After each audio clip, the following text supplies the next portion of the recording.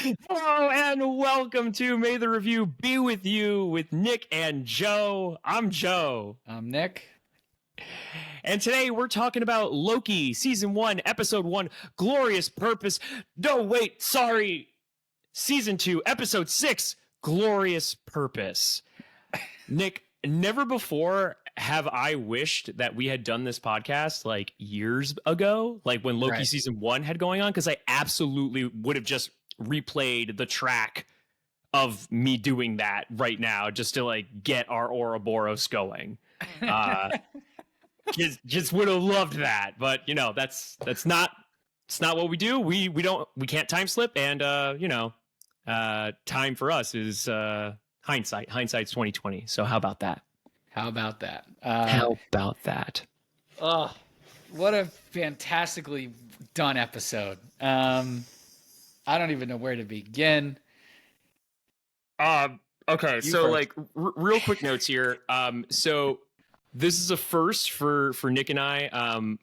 We are coming off the heels of this episode. I think each of us probably like about 90 minutes after having watched it, if that. Does that sound right? Yeah. Yep. So we are fresh, fresher than we were for Guardians of the Galaxy 3, which I think that was a 24-hour turnaround. A lot quicker here. And yeah, Nick, I'm in a similar boat to you. I'm pretty jazzed from this episode. This ended in pretty much the way that I hoped. Yeah, the way I hoped. You predicted it. You called it. You absolutely called the ending. But it was even more fantastic than I expected. So let's just hit it from the beginning, right? So okay, man. We open with Loki time slipping back to the moment before the loom, or rather the moment that Victor Timely is walking down the stairs to try and save the loom from destruction, basically. Well, actually that's not true. It was to save the loom from overloading, because the loom wasn't going to just break in that moment. The loom isn't what breaks. It's the timeline's overload and rip a hole in everything. Which now I'm already confused. But dude, so that's actually I feel like that's what's so amazing and beautiful about this episode. This episode has so much going on in it, but at the same time, as like wonderfully complex as it is, the actual like plot line of this episode is probably like one of the most simple plot lines of like all 12 episodes of this series. It's literally just, can Loki stop the end of time? And like that's the whole episode, right? Yeah. Like it's him just trying every combination he can come up with. And I love how in the episode he starts with like the smallest amounts of time that he's trying to make it work, right? Like at the very beginning, it's like, okay, how quick can I explain Victor Timely the directions? Because 30 seconds quicker is going to be enough to. He's trying to buy seconds. He's buying seconds at the beginning, and then he starts to buy minutes, and then he's buying days, and then he's buying centuries and becoming a well-renowned engineer and physicist and quantum physicist. Like, unbelievable. So I want to highlight that moment. There were a couple times in this episode where like I felt myself go like more than once, and that moment, the centuries like later, later is what it said. Yeah. The cue card for centuries later. That was one of those moments for me. You know what? Some heroes sacrifice themselves for the greater good of the universe, and they die with a snap. Other heroes study physics for hundreds of years to save everything. You tell me what's harder. I know what my answer would be. I don't want to study physics for hundreds of years. That sounds like hell. It's so like, I mean, obviously there's a bunch of different things in between that happened before that, but it's really just the nitty gritty of it is just like,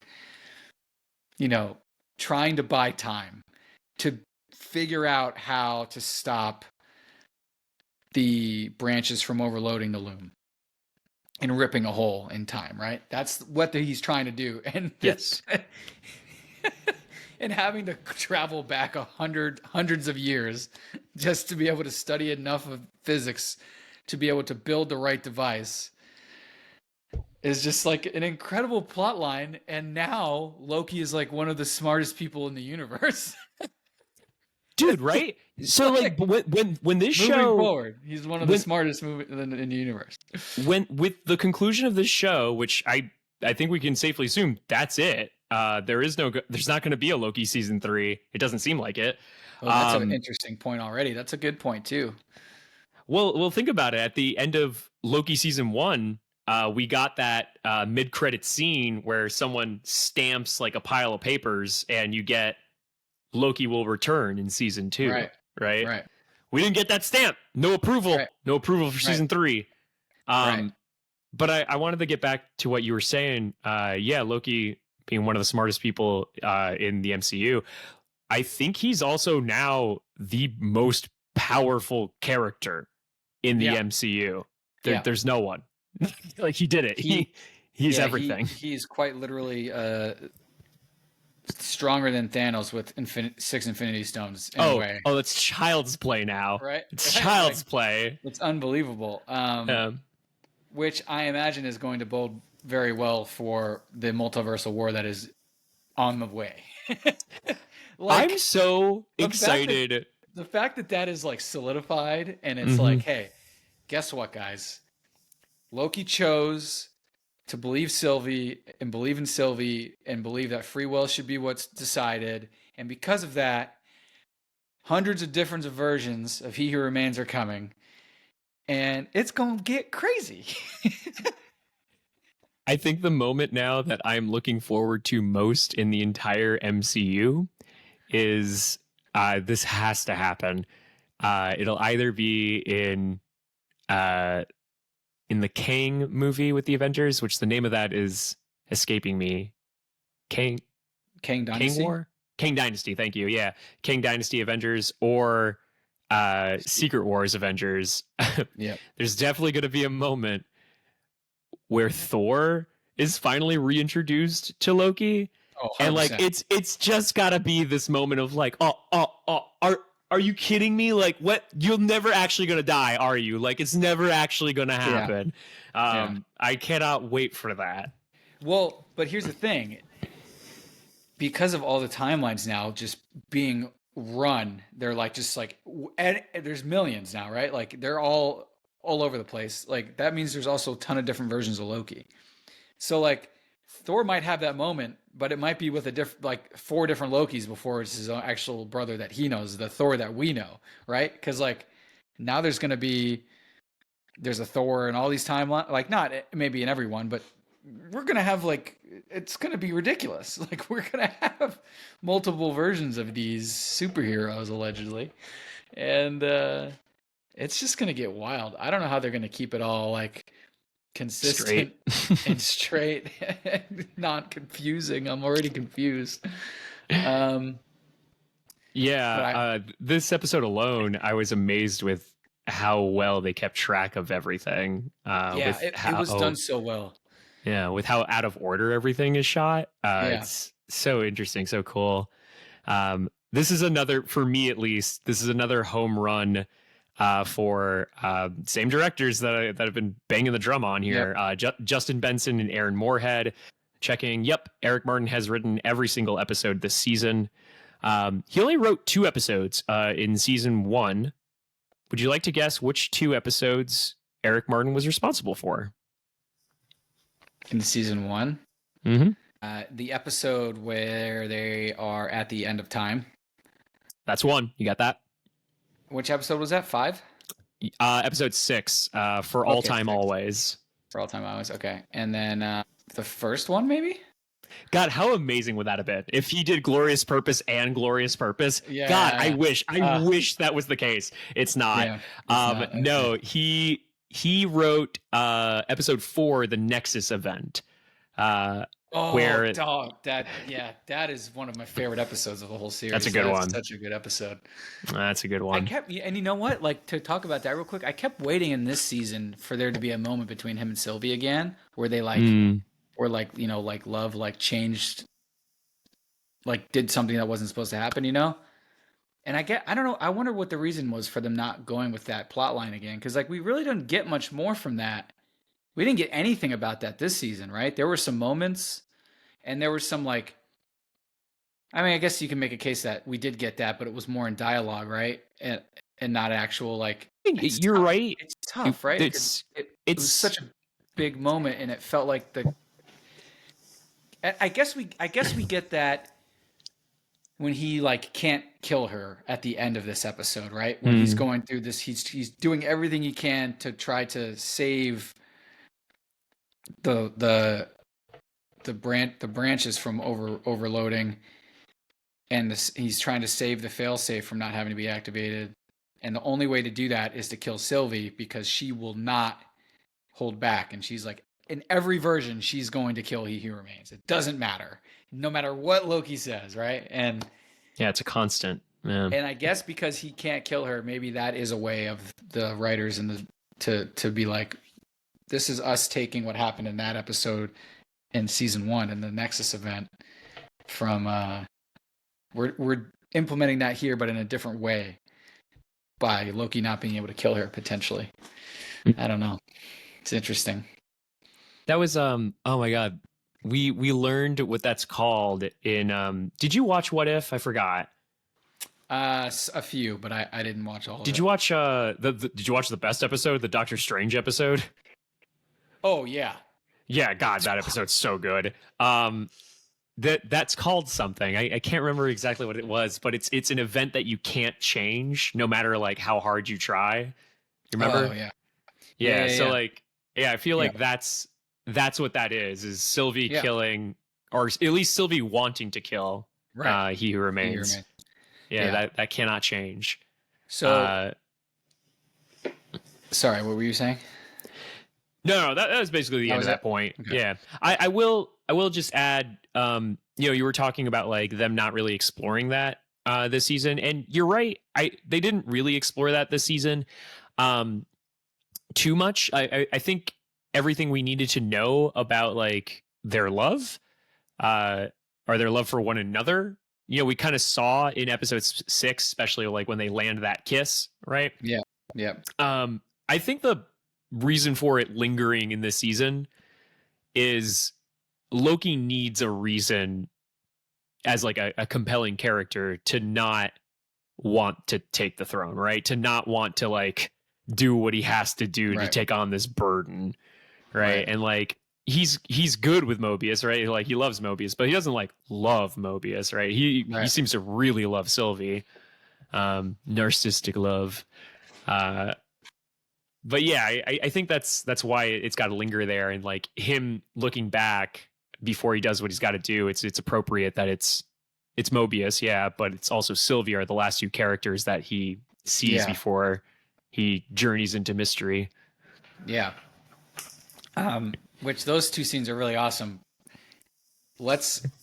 I want to talk about earlier in the episode real quick. Sure. Because I feel like the last 3 things we're going to talk about are that scene with Mobius, the scene with Sylvie, and then the scene with He Who Remains. Yeah. Were there any like the moments before, right? So like the important parts of the episode, right? I think the beginning, obviously, when we really figure out what's going on, right? Where he's buying seconds and minutes, days and weeks, and then finally he gets the centuries later thing, right? Like that is kind of like a piece of the episode, right? Like I feel like once we establish the centuries later, and then we're in this longer scene where we're watching Victor Timely like take slow steps out on the bridge, and Loki is obviously like we can tell how far along he's gotten because he's just standing there like, good job, you're doing great, you can do this, I know you can, you're so brave, you're being so brave. Like so monotone because he's witnessed it hundreds of times, and the little quips in between millions like millions millions of times, like, and the little quips in between like, hey Victor, don't forget, you can't place it on the bridge because it will roll off. Like all the little things that, like, he's telling you all the little things that went wrong over the millions of tries. Because it's just like one thing after another that he's had to prepare for. And really just phenomenal acting job, right, by Hiddleston. I mean, he did such a good job, like, getting that all across and making you believe that he's done this so many times that he's exhausted with all of these extra little details that he has to tell him. But we're in this long scene, right? And so, like, longer scene where Victor Timely's walking out and he gets there and he puts the device. I forget what the hell the device is called now. Oh my god. The throughput multiplier. Throughput multiplier. I don't know how I did that, by the way. Yeah, that's how I did time. it. Actually, I heard Victor Timely's voice. Victor Timely, the throughput multiplier. Puts it in, like, presses the button, shoots it in, and comes all the way back, and we think, oh, okay, this is how it's going to be done. Like, literally, like, I was like, okay, great, like, they figured it out. What happens next, right? And we find out pretty quickly that what happens next is the branches are infinite, which means it's a scaling problem, which means there are always going to be more branches, no matter how much bigger you make the loom, it will always be too small for how many branches are coming. And this is fascinating to me because I was just reading a book a couple months ago called Zero, the biography of a dangerous idea, which is literally about, like, black holes and how zero is an infinite number and you can't divide by it. And the next thing I know is Victor Timely's like, it would be like dividing by zero. And I was just like, this is great. I love when, like, TV shows line up with books I'm reading. So anyway, that was a little geek moment for me, but I love it. Geek out, man. Geek out. Fly that flag. But, like, it was such, like, a cool thing. You're just like, holy shit, like, this is such a bigger problem than we were thinking. It's just like, now what? My point is that this is like another section, right? So, like, from here on, and but I'm curious, like, what you have to say. Well, I wanted to ask you about that. So something I can't tell if it bothers me or not. About, like, so I like the problem, right? The problem makes sense to me.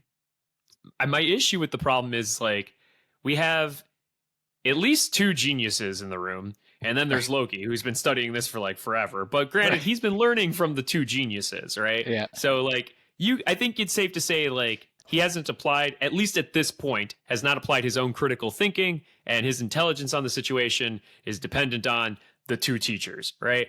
So I'm confused as to why that our two teachers here have not considered that it's infinite. Like, what do we mean? Like, we're surprised by that. I want to ask you, like, what do you think that made sense? Was there something I missed? Like, I think the reason, now that I'm thinking about it, like, so you're totally right. It feels like it kind of comes at, like, it's like an extra detail that was like, well, how come we didn't already know that? Right. It was like, wait, I thought we were good. I thought you guys knew this. And I imagine the reason is the throughput multiplier is sending them different data than what they were getting from the loom. That's the only thing I can think of that would make it not feel like they should have already known, right?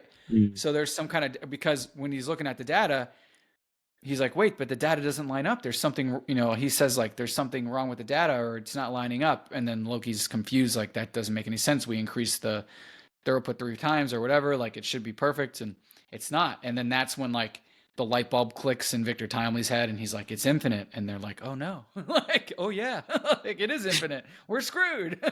Like, so that would be the only thing I can think of, is that the data reading from the throughput multiplier is different than what the reading is from the loom. And that's why they didn't know it was infinite until that moment. That's what I'm going with, at least. If I had to give them a reason. I'll take it. I need something. They're too smart to have messed that up. It's like, I knew this. Why didn't you guys know this? Yeah. Where do we go from there, right? So that happens, and then Loki. So from that point, that's when Loki realizes, like, when he hears Sylvie talk, like, this is always going to happen because I killed He Who Remains. Yeah. And he returns to that scene at the end of time. That's right. Yeah. This is a oof. Oh, hang on. Before we move on to that, because I had a similar feeling. Remember what I said about like the like I kept having those moments. Yeah. Okay. So like Victor walking out on, out to place the throughput multiplier Yeah. on the shot thing. Um, I that whole scene, like, I mean, like, I know he has to succeed at some point, or maybe I had seen him fail so many times that like I was just like, oh no, what if he fails again? I was so nervous during that scene. Like I can't even really fully explain why. I was just so nervous. And then like finally, like, we're in this scene that we're about to talk about with Sylvie and He Who Remains, and I'm getting the same like feeling of doom and anxiety of I'm just like, it's all fruitless, nothing matters, like we're screwed. Like there's nothing we can do. Yeah. And I loved that feeling. I loved that they were able to make that, to give me that, like it really did feel hopeless throughout this whole episode. It did, and it's so good. And Jonathan Majors is just phenomenal, right? Like, God damn, he is. I'm so glad we got extra He Who Remains scenes. Like, I honestly, I wasn't necessarily expecting that, right? Like, you called it perfectly with him going back to the end of time. And he did go back to the end of time in real time and also in the past. So like he went there twice, technically, and millions of times really, but my goodness. But it was so cool to get more He Who Remains scenes, and these were so well done. Like obviously there are a ton of different scenes of him trying to stop Sylvie and him fighting and Sylvie just succeeding every single time. And then eventually he says something to Loki, or Loki looks at He Who Remains and is like, what does he say to him? He says, why don't you just stop her or whatever? Like, why do you always let her, why do you never fight back is what he says actually. Yeah, that's it. Like, why do you never fight back? And this like makes He Who Remains perk up, because up until that moment, he didn't know how many times Loki had been there himself, I don't think. I don't think so. It was the tip off of, he says, why don't you ever fight back? Because Loki is tipping him off saying like, I know how this goes. And He Remains like, okay, this is the man I was waiting for. Right. I've been waiting for him. I've been waiting for him for a long time. Right. Yeah. And so he freezes Sylvie, right? And Loki's like so surprised that he can even do that, and He Who Remains quips at him. Is like, oh, you haven't figured out how to stop time yet, or slow it down enough to freeze it. A little quip, and then they just get into this real convo about like what is actually happening, and He Who Remains explains to him basically that like, I told you that I would always have a way to basically be reincarnated. Like, this is always how it's going to go. There's either the sacred timeline or there's a multiversal war. And at some point during this same scene, right, like Loki's really actually playing him a little bit. Because a lot of it. And I'm forgetting the order of things now. Can you pick up my slack? Yeah. So from that point, he's, He Who Remains is putting what appears to be all of his cards on the table, and basically saying like, I played you. I did all this, and then he unfreezes Sylvie, and he's like, come back to me like when you like can be serious, and then Loki freezes Sylvie. Revealing. Right. What makes you think this is the first time we've spoken? Like that was such a great turnaround. And then He Who Remains like puts a tally in the air for Loki. It's like, you got me. I loved that because it felt like such a turnaround from where Loki was at the beginning of the season. Yeah. Where he was just terrified of this guy, right? Right. And like finally, like after like centuries of like trying over and over again and failing and losing, because Lokis are always destined to lose. Right. He's finally able to, he's able to be on equal ground as this guy. Yeah. And this is very important too, because it shows that there is some vulnerability to He Who Remains in his plans. Mm-hmm. Right. If we're to believe that he actually did get got by Loki in that moment, right? No, I think he has to, because at that point they're beyond the threshold of him knowing what's about to happen. You're right. Great point. You know what I thought was Great interesting, point. though? You know what I thought was interesting? And I'm glad you said that, because that reminded me of a thought I had. Because when I was watching it, I was like, okay, yeah, this is happening beyond the threshold. He doesn't know what's happening. There is one specific scene, though, that happens that does not happen before the threshold. It's in the elevator when Sylvie tries to stab him, and current Loki stops her. And if you recall, the way that scene is supposed to go is Sylvie is supposed to swing, but he has his temp pad pre-programmed, and he ends up behind them. She swings again, and then he teleports out of the elevator. But that's not what happens in that scene. She goes to swing, Loki stops him, or stops Sylvie, and he remains just like laughs. He's just like, ah! Really weird, creepy laugh. Which was interesting, because like, if he wrote that scene, that means he wrote two different scenes. Yeah. You know what I mean? Right. Fascinating. Where are we? I don't know, man. It's all timey-wimey, mumbo-jumbo at this point. So, but we do need to talk more about their conversation, right? Between Loki and He Who Remains. So, like, essentially, the main points are that we have two choices, and it's kill, like, He Who Remains gives Loki a choice. He's like, you have to either kill Sylvie or it's multiversal war. Basically telling Loki he's the one who has to sit on the throne and keep the sacred timeline going. Or it's multiversal war, hundreds of variants of myself are coming. Like, and like Loki is like, defeated, because it's just a terrible choice, right? Like, well, there is one point there that you're forgetting, or you're there, just needs a little elaboration, is the loom. If it is destroyed, there's a fail safe. Yeah, that's right. The TVA is destroyed, right? It prunes the rest of the timelines and keeps the sacred timeline intact, right? So I'm so glad you're bringing this up. So that means that in the previous episode, when we saw those timelines being disintegrated, right? Those were actually just the branch timelines being disintegrated, which means that there was a sacred timeline to go to in that moment. And remember when Sylvie, at the end of the last episode, or towards the end of the last episode, she's like, there's nowhere left to go, because they all think that all of time is gone. But there was somewhere left to go. They could have gone to the sacred timeline, technically, right? Based on that.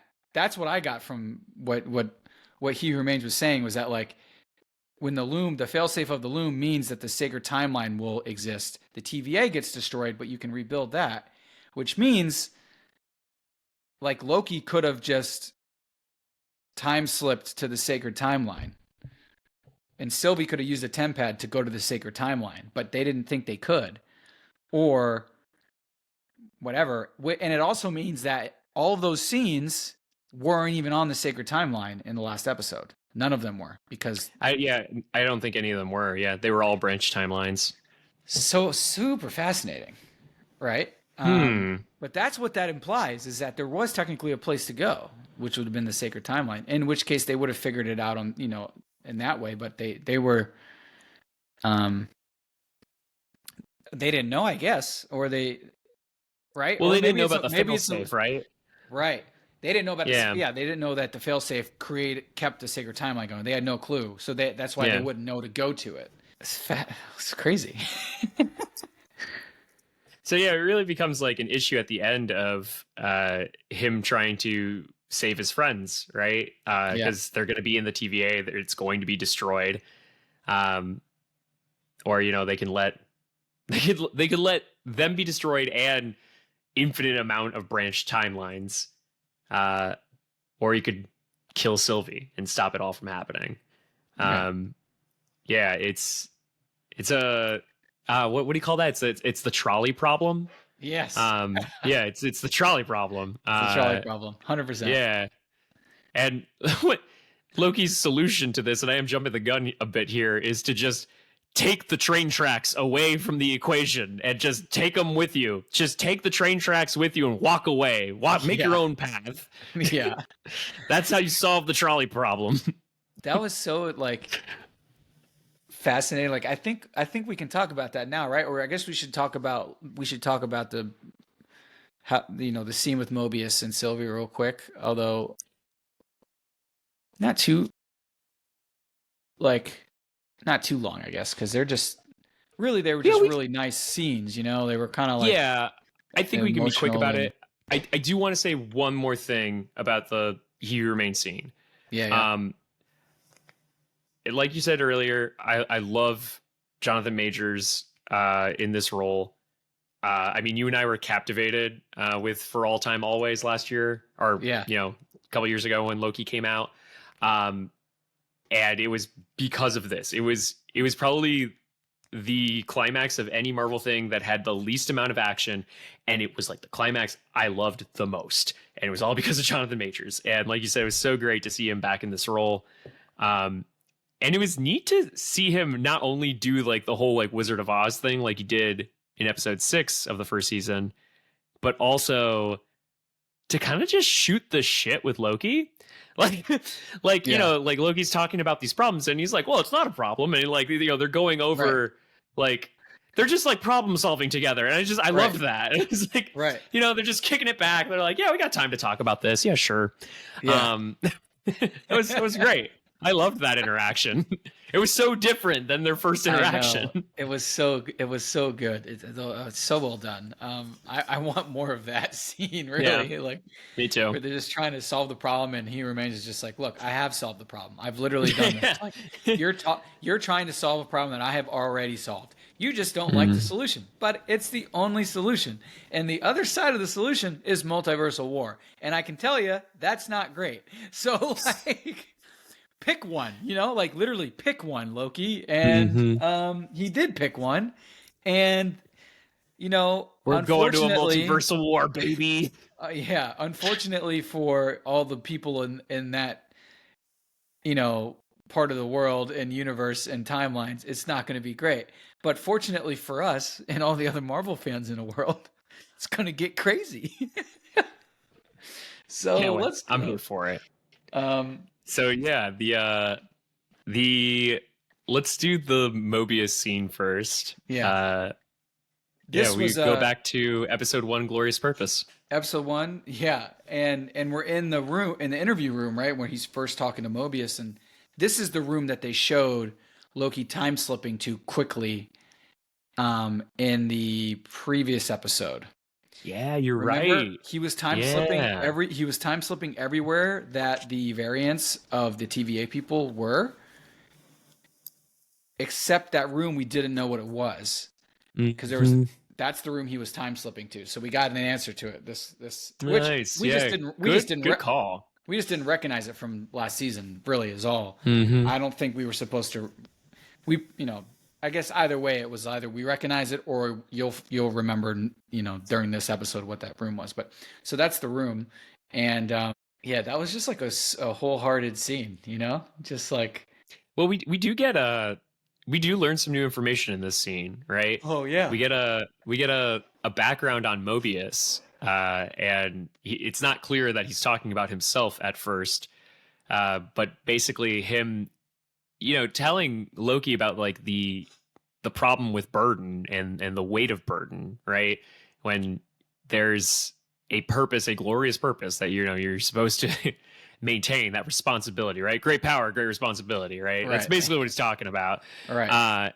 And he hesitates looking at an 8-year-old boy, which I think that was a great choice given what we know about what Mobius's variant is. Right. Given that, he has boys, right? And the calamity that happens because, he hesitated, he faltered, right? He faltered for a moment and it led to the deaths of his comrades. And of course, the badass who has to finish the job is Renslayer, which is a surprise to no one. That she's like, 8-year-old boy, send another. I'll do it again. Oh my gosh. Please. I'm just giving them out for free. I'll prune all the little boys. She has no heart. I can't. I want to, but I can't clip that for shorts. There's no way. I'm not doing it. I'm not going to do that. No. If we ever do get monetized, well, that will get us demonetized. That's demonized. Don't prune us, YouTube. No, yeah, that's great. Don't prune us, YouTube. That's gonna be my intro. Awesome. Nice. I will say though, when they mentioned Renslayer, I was like, "Oh shoot, Renslayer was a thing last episode." Like I totally forgot that she was pruned and like probably at the end of time. So, and when they mentioned her name, I was like, "Oh, okay, we probably get an answer now for what happened to her because they brought her up." But yeah, that scene ends with Loki standing up, shaking Mobius's hand, and then that timeline gets incinerated. And then he goes to Sylvie. Mm-hmm. Right, he goes to Sylvie at Ouroboros' workshop on the Ouroboros' branch timeline. On a branch timeline, yep. And that was this scene was a little heartbreaking, right? Because like he explains to her the situation, and she's like, she's such an interesting case to me. Like she has all the evidence, she knows what he's telling her is true, and she is so adamant on the free will thing. And like she's so adamant to not see the bigger picture, but to her the bigger picture is free will, not multiversal war, right? Like to her, having the choice is the bigger picture, not having stability.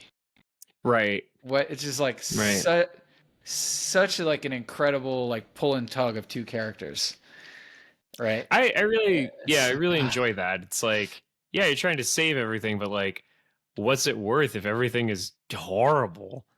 Right. It's a good point to raise. I'm not necessarily saying I agree. I do, for the record, but but yeah, it's a really interesting point to bring up, especially at the end of all things, right? Right. Good for Sylvie for sticking to her guns. At the end of all things, you can't say that she's a hypocrite. Yeah. Well, I guess she is kind of a hypocrite, but she stuck to her guns, man. Yeah. And she was like, "You want my permission? I won't give you my permission to kill me or something or whatever she says." It's a blessing. You're not going to get. You're not going to get my blessing. You're not going to get my blessing. Come on now. Yeah. Oh yeah, go kill me. That's fine. But really, like this Sylvie making her case right there is, I think, what changed Loki's mind. It made him make the decision. He was like, you know what? I know what I have to do. And what an incredible ending.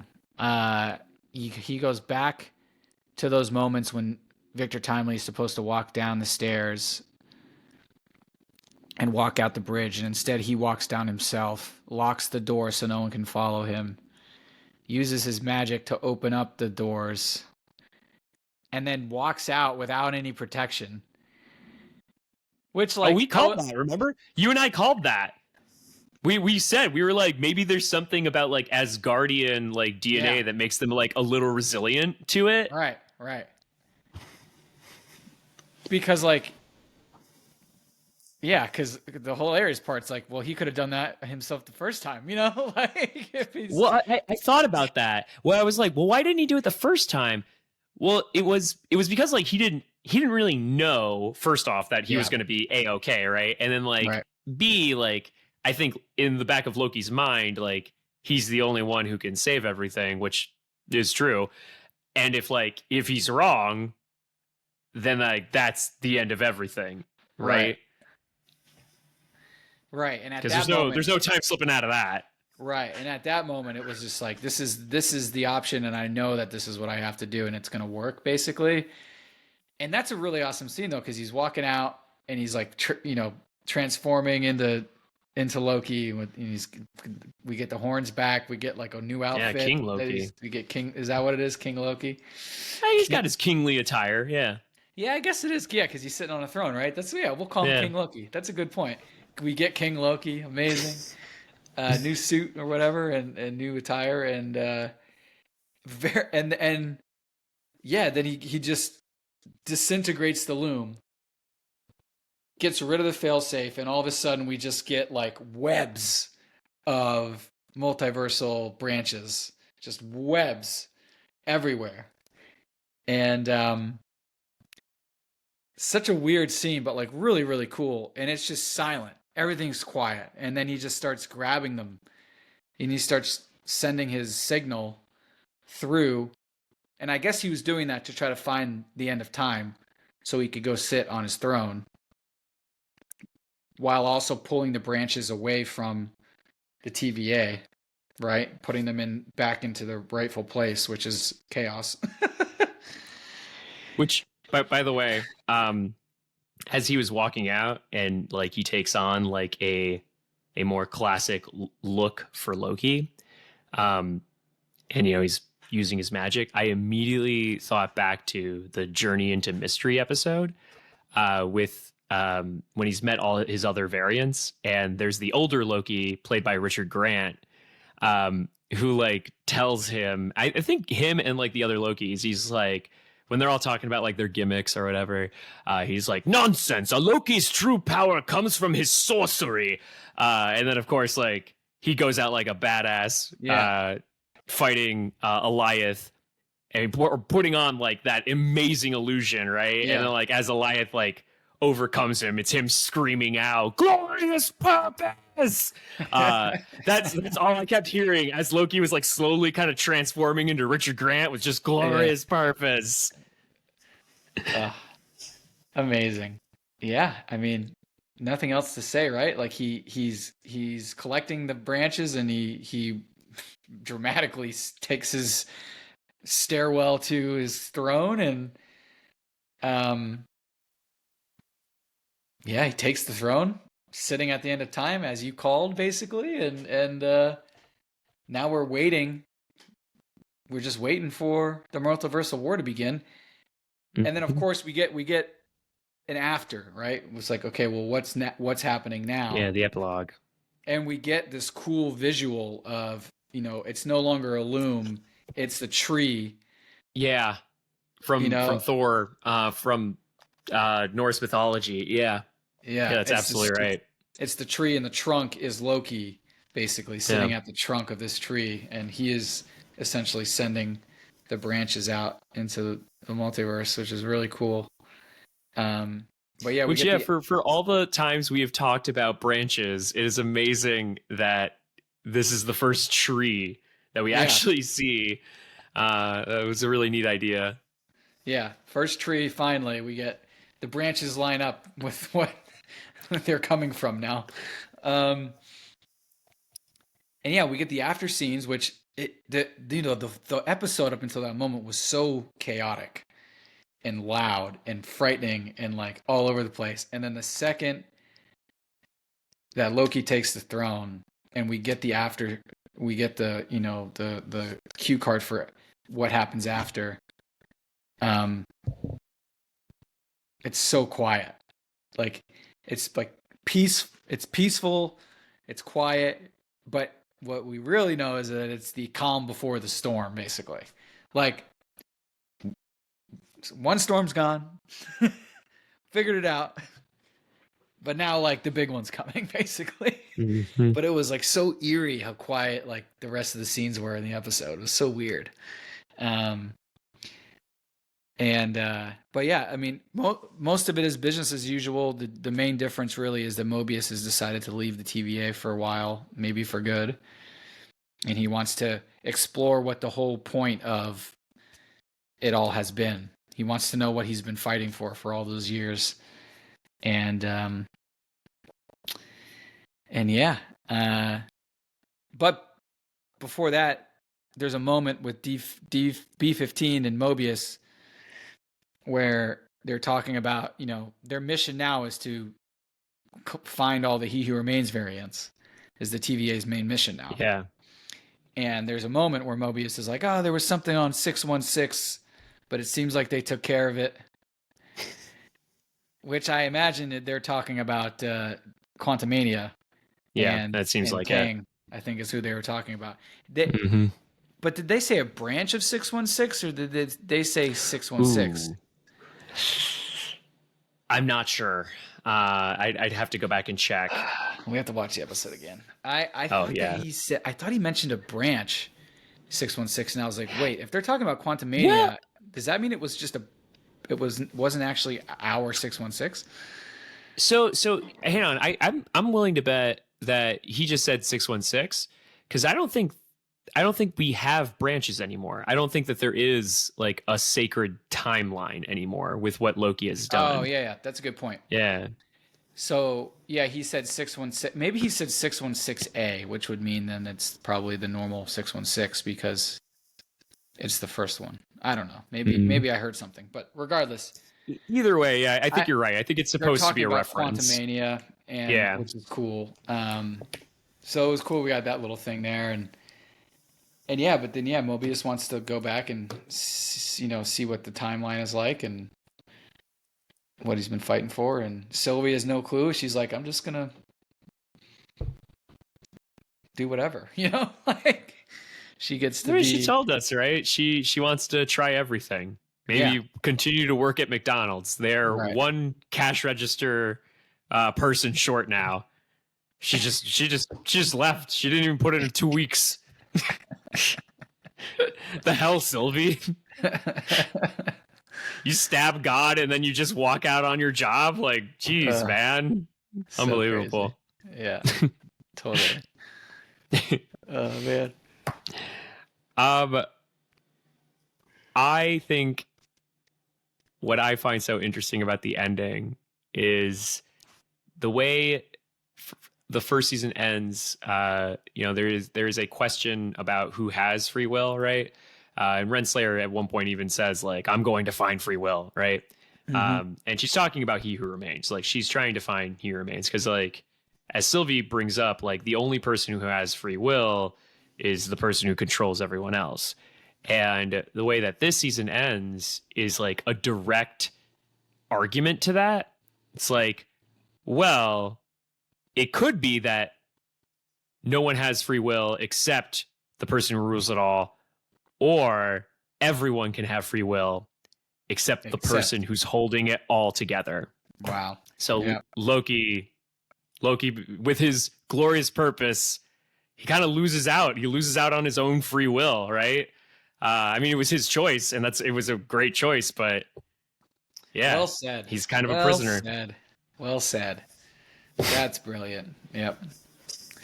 That's Loki, man. That's a great place to end it on, in my opinion. I think. Was there anything else you wanted to talk about? Anything that we forgot? We do have to do grades. This is the end of a show, so we get to score it. Yes, that's true. Before that, was there anything else? I thought it was funny that we went to the void and we got to see Renslayer eat it. Yeah, right.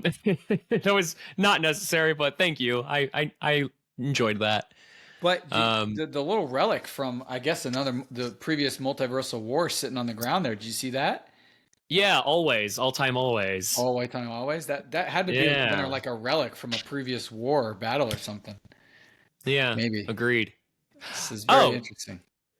Yeah, sorry. There is one thing. One thing that I thought we were going to answer, and we never really did. So in episode 1, season 2, Ouroboros, when Loki, the first scene of that episode is Loki running away from the TVA. But if you recall, at the end of episode 6 of season 1, in the finale, when he ends up in that era, they're talking about all the different branch timelines that are just coming out of the woodwork, right? And we're led to believe that that's the current timeline. We don't know at the time yet that that's the past, right? Later in the second season, we learn that's the past. And I thought, okay, we're going to learn what that is. Like, what was going on there? Like, why was the branch timeline thing happening back then? And he erased everybody's memories. Was that the multiversal war? And was the TVA part of that? I don't know. Well, yeah, no, you're absolutely right though. That was what it was, because at the beginning of episode 5 of this season, when Renslayer and He Who Remains are talking at the end of time, they showed us that flashback scene of them talking, and He Who Remains saying that she did a great job with, helping during this war, and she was a big part of the victory, and that she needed to go back to the TVA now. He was going to be right behind her, and then that's when he wiped her memory. That must have been what it was. That makes a lot of sense, right? That was the Multiversal War. I think flashback. so. That makes sense. That's crazy. Very cool. We'll get more. We'll get more. Or as He Who Remains would say, "See you soon." See you soon. All right, See you soon. let's do grades for the series. Yeah. What is it? Oh, I man. always forget. You always have to remind me. So Out of 10, out of 5? Movies we do 5, series we do 10. It's been a while since we've done this. We have not graded something in a while because of anyway. Well, the last time was Secret Invasion, and what a stark contrast this is. Oh wait, didn't we grade Ahsoka? Oh, we did grade Ahsoka. Oh yeah, you're right. You're absolutely right. Yeah. Oh, that was a good show. That was a good show. Yeah. Unfortunately, you remembered a bad show. I did. I did remember a bad show. But you know what? It just left a sour taste in my mouth that I haven't been able to get out. Yeah. Ugh. It's okay. Secret Invasion. I'll go first. I really loved Loki. I think Loki, it was my number 2 favorite show of all the MCU shows. It is now definitely number 1. At number 2, originally it was WandaVision, but WandaVision, for as great as it is and as creative as it is, for me, it just doesn't kind of stick the ending. I think the climax is a little lost, with it being a Dragon Ball Z fight at the end. Loki is not that. Loki nails the ending, I think. I think there are some hiccups, especially with the second episode of season 6, which definitely still feels like something's missing there. But overall, this is a great show. I'm simping, and maybe I'm just so excited from like what I've just watched, but I'm giving it a 9, dude. Like I love this. Yeah. I wanted to go a little higher. This is the best TV show that they've done, and this is Glorious scoring. This is the best season of a TV show that they have done. It's better than season 1 of Loki. It's the best season they've done of any TV show in the MCU to date. No arguments. There's like, if anyone wants to argue against me on that, please, you better come with some evidence. I'm going to go with a 9.2. It's a 9.2 out of 10. It's fantastic. It's sad how it ended, because I think you're correct about there not being a Loki season 3 at the moment. This is setting up this multiversal war situation. We're going to get a ton of new variants of Kang and He Who Remains and all that.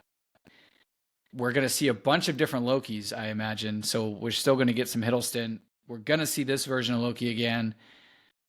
I don't know when, but there's no way that he just sits there the whole time, especially if it's going against him and his friends towards the end, right? Like, we're going to get this multiversal war, and if the He Who Remains variants are winning, I imagine he comes to save the day, maybe. I don't know, but it's a 9.2. It's a fantastic show. And yeah, now we get to go watch the Marvels over the next week and do that at some point. Indeed. Before we close this, I do want to share, I just remembered it, what was absolutely my favorite line of this whole episode. And there was a lot of great dialogue in this episode, but the line that just got a great chuckle out of me, He Who Remains talking about like his contingency plans to always survive, and like, you know, the fact that Loki has seen him die a bunch of times. He just rattles out, oh yeah, you know, R.I.P. HWR.